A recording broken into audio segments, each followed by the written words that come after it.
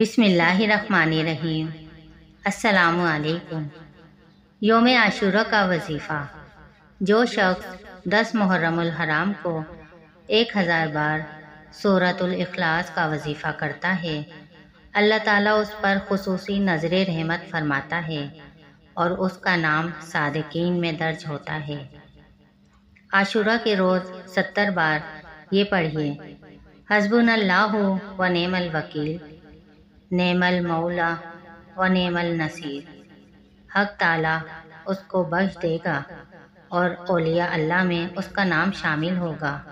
حضرت ابن مسعود رضی اللہ تعالیٰ عنہ روایت کرتے ہیں کہ حضور اکرم صلی اللہ علیہ وآلہ وسلم نے فرمایا، جو شخص عاشورہ کے دن اپنے اہل و عیال کے خرچ میں وصیت و اختیار کرے تو اللہ تعالیٰ سارے سال اس کے مال و زر میں وصیت عطا فرمائے گا۔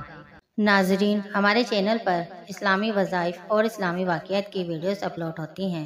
ان ویڈیو کو دیکھنے کے لیے ہمارے چینل کو سبسکرائب کیجیے اور نوٹیفیکیشن بیل کو آن کر دیجیے تاکہ آنے والی ویڈیوز آپ کو ملتی رہیں۔ شکریہ۔